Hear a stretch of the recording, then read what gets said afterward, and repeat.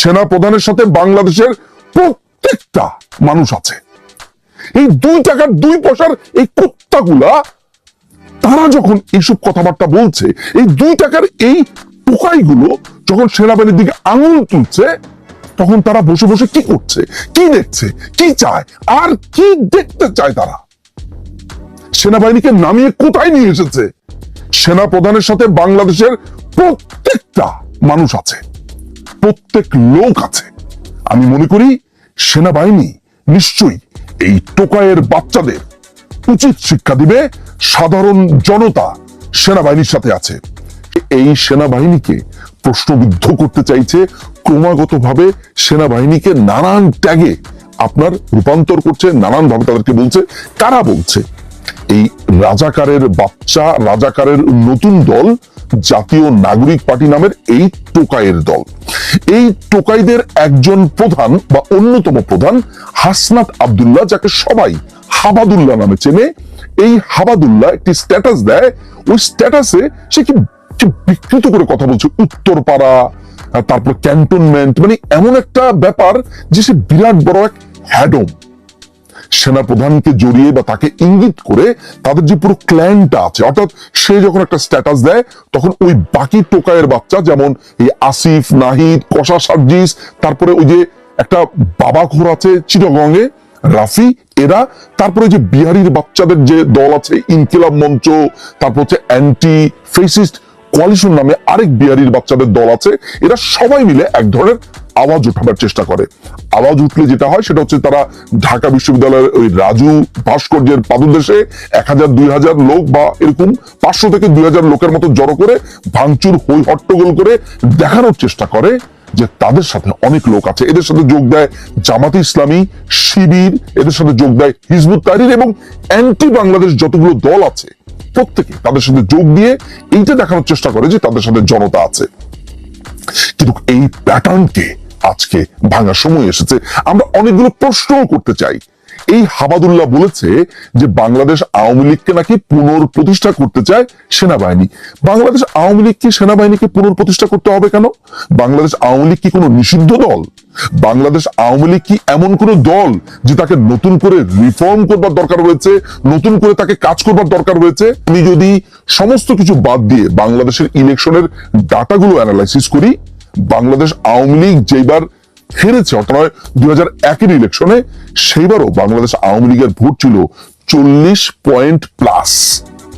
যিনি বা যারা সেই সময় জয়ী হয়েছিল বিএনপি, তাদের ভোট ছিল 40.86 অর সামথিং। এককভাবে বাংলাদেশ আওয়ামী লীগ পেয়েছে 40 পয়েন্ট প্লাস। এরকম একটা দলকে পুনঃপ্রতিষ্ঠা সেনাবাহিনী কেন করবে? সেনাবাহিনীর তো এটা দায়িত্বও না। এই যে কথাটা বলছে, এইটা সত্যতা কি? বাংলাদেশ আওয়ামী লীগের একজন মন্ত্রী মোহাম্মদ আরাফাত তার একটি স্ট্যাটাসে বলেছেন যে এই টোকাইয়ের বাচ্চারা মিথ্যা কথা বলে। জুলাইয়ে যখন তারা জঙ্গি হামলা করছিল, তখন বাংলাদেশ আওয়ামী লীগ নানান ভাবে তাদের সাথে মিটিং হয়েছে, এমনকি উনি সুনির্দিষ্ট ভাবে 20 জুলাইয়ের একটি মিটিং এর কথা বলেছে যে তাদের সাথে 2 ঘন্টার মিটিং হওয়ার পরেও বাইরে এসে বলেছে আমাদের কোনো মিটিং হয়নি, তারা জানেই না। আমার কাছে যে ইন্টেল আছে গোয়েন্দা সংস্থার মাধ্যমে, এই হাবাদুল্লাহ এবং সার্জিস তারা বারবার তাদের নিরাপত্তা চেয়েছিল। তারা বলছিল যে আমরা এই আন্দোলনে নেই, আমরা এই আন্দোলন করতে চাই না, এটা নাহিদ করছে, এটা আসিফ করছে, এটা অন্যরা করছে, ওদের সাথে জামাত আছে, হিজবুত তাহরির আছে, আমরা এগুলোতে নেই। এই কথা বারবার বলে সেনাবাহিনীকে বলেছিল, কর্তা ব্যক্তিদেরকে বলেছিল, আওয়ামী লীগের বিভিন্ন শ্রেণীর নেতাদেরকে তারা বলছিল। তো এই টোকাইদেরকে আপনি বিশ্বাস করবেন কিভাবে? সবচাইতে বড় ব্যাপার হচ্ছে যে এই টোকাই বলছে তার সাথে আরো নাকি অনেকেই ছিল। কারা ছিল? কোন আর্মি অফিসারের সাথে কথা বলেছে, কোন জেনারেলের সাথে কথা বলেছে, এবং বাংলাদেশ আওয়ামী লীগের ব্যাপারে সেনাবাহিনী কথা বলতে যাবেই বা কেন? ইয়েস, সেনাবাহিনী প্রধান একটি ইনক্লুসিভ ইলেকশনের কথা বলেছে। সেনাপ্রধান একা তো ইনক্লুসিভ ইলেকশন চাননি। ইউরোপিয়ান ইউনিয়ন চেয়েছে, আমেরিকা চেয়েছে, ইন্ডিয়া চেয়েছে, পৃথিবীর বড় বড় দেশগুলো, বড় বড় শক্তিধর দেশগুলো, ডেমোক্রেটিক দেশগুলো, তারা বলেছে যে বাংলাদেশে একটি ইনক্লুসিভ ইলেকশন হতে হবে। বাংলাদেশ আওয়ামী লীগ তো বাংলাদেশের কোনো নিষিদ্ধ দল নয়। বাংলাদেশ আওয়ামী লীগের কি বাংলাদেশে রাজনীতি করবার অধিকার কখনো হারিয়েছে? তাহলে বাংলাদেশ আওয়ামী লীগকে ছাড়া ইলেকশনের যেই কথাটা বা যেই প্রেশারটা তারা দিতে চাচ্ছে, তারা কে? এবং এই কথা বলে বাংলাদেশ সেনাবাহিনীকে সাধারণ জনতার এই মুখোমুখি করতে যে চাইছে, উদ্দেশ্যটা কি? যারা বাংলাদেশ সেনাবাহিনীকে প্রশ্নবিদ্ধ করতে চাইছে, এই তারাই সেমিনারে বলছে যে মুক্তিযুদ্ধের সময় যারা পাকিস্তানের পক্ষে ছিল, যারা মুক্তিযোদ্ধাদেরকে হত্যা করেছিল, তাহলে তাদের অবস্থান ঠিকই ছিল। এইটা প্রকাশ্যে বলেছে। তারা প্রকাশ্যে এও বলেছে যে ৭১-এর ঘাতক, নরঘাতক দেলোয়ার হোসেন সাঈদীর যে বিচার হয়েছে, এই বিচারের প্রেক্ষিতে তারা আওয়ামী লীগের নেতা কর্মীদের উপরে প্রতিশোধ দিতে চায়। তারা বলেছে যে এই সাঈদীর বিচারের প্রেক্ষিতে তারা আওয়ামী লীগের নেতা কর্মীদেরকে ফাঁসি দিতে চায়। এই পাকিস্তানি, এই রাজাকারের বাচ্চারা আজকে সেনা প্রধানকে সাধারণ মানুষের সামনে মুখোমুখি করেছে এবং এমন একটা অবস্থাতে নিয়ে যাচ্ছে যে যেন বাংলাদেশটা একটা লক হয়ে গেছে। এই টোকাইয়ের বাচ্চারা কাকে ধমক দেয়? সেনাবাহিনীকে। সেনাবাহিনীকে ধমক দিয়ে তারা কি প্রমাণ করতে চায়? অ্যান্টি ফেসিস্ট কোয়ালিশন নামের আরেকটা বিহারির দল আছে, যারা শাহবাগে দাঁড়িয়ে বলছে মোল্লা তেরা খুন সে ইনকিলাব আয়া হে, অর্থাৎ যুদ্ধপরাধী কাদের মোল্লার রক্ত বেয়ে নাকি বিপ্লব এসেছে। এই টোকাইয়ের বাচ্চারা আজকে সেনাবাহিনীকে ধমক দিচ্ছে। এই সেনাবাহিনী আমাদের কাছে একটা শৌর্য বীর্যের প্রতীক ছিল এবং আছেও। এই সেনাবাহিনীকে রাস্তার দুই পয়সার টোকাইরা যখন ধমক দিচ্ছে, যখন তারা ২০০-৩০০ লোক জড়ো হয়ে সেনাবাহিনীকে দেখিয়ে দিবে, গুড়িয়ে দিবে, ক্যান্টনমেন্ট শেষ করে দিবে, পুড়িয়ে দিবে, এগুলো বলছে, তখন আমাদের সেনাবাহিনী চুপ করে কেন?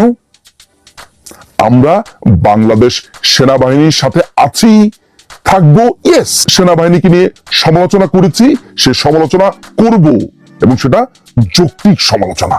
কিন্তু সেনাবাহিনীকে ঘুরিয়ে দেব, সেনাবাহিনীকে পুড়িয়ে দেব, ক্যান্টনমেন্ট শেষ করে দেব, এই সাহস এই বাংলাদেশে এরা পেল কোথায়? এবং বাংলাদেশ সেনাবাহিনী এখনই তাদের সুবর্ণ সুযোগ যে তাদের এই পোশাক, তাদের এই ডিসিপ্লিন বাহিনীকে যারা প্রশ্নবিদ্ধ করেছে, তাদেরকে কঠিন জবাব দেবার। এই ২ টাকার ফকিন্নির বাচ্চারা বাংলাদেশ সেনাবাহিনীকে এইভাবে অপদস্থ করছে, অপমান করছে এবং একজন বাংলাদেশের নাগরিক হিসেবে প্রতিনিয়ত সেটা সহ্য করছি। কেন সহ্য করব? বাংলাদেশ সেনাবাহিনীর কোন জেনারেল নাই, বাংলাদেশ সেনাবাহিনীর major, colonel, junior officer, senior officer, তারা এগুলো দেখে না? আমি বুঝি না, তাদের খারাপ লাগে না? আমি যদি একজন সাধারণ নাগরিক হিসেবে আমার এত খারাপ লাগতে থাকে, আমার ভেতরটা জ্বলে পড়ে যেতে থাকে, তাহলে সেনাবাহিনী খারাপ লাগে না? তাদের তো পোশাক, তারা তো চাকরি করছে। এই ২ টাকার ২ পয়সার এই কুত্তাগুলা তারা যখন এইসব কথাবার্তা বলছে, এই ২ টাকার এই টোকাইগুলো যখন সেনাবাহিনীর দিকে আঙুল তুলছে, তখন তারা বসে বসে কি করছে, কি দেখছে, কি চায়, আর কি দেখতে চায়? তারা সেনাবাহিনীকে নামিয়ে কোথায় নিয়ে এসেছে? সেনা প্রধানের সাথে বাংলাদেশের প্রত্যেকটা মানুষ আছে, প্রত্যেক লোক আছে। আমি মনে করি সেনাবাহিনী নিশ্চয়ই এই টোকাইয়ের বাচ্চাদের উচিত শিক্ষা দিবে। সাধারণ জনতা সেনাবাহিনীর সাথে আছে, সেনাবাহিনী সাধারণ জনতা ভাই ভাই। একটা অত্যন্ত জরুরি গুরুত্বপূর্ণ খবর কাছে এলো এই একটু আগে, এবং সেটা জানাবার জন্যেই এখনই আপনাদের সামনে এই ভিডিও, এই এপিসোডটি নিয়ে এলাম। যে জরুরি বার্তাটি পেলাম সেটা বাংলাদেশ বিষয়ে। যে সোর্স থেকে পেলাম খবরটি, তার উপর আমার খুবই বিশ্বাস আছে।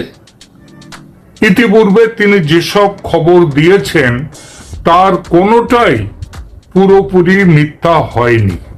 পুরোপুরি কথাটা এজন্যই বলছি, হয়তো ১০০% সত্যি হয়নি, তবে ১০০ না হলেও ৫০, ৬০, ৭০, ৮০% তা সত্যি প্রমাণিত হয়েছে।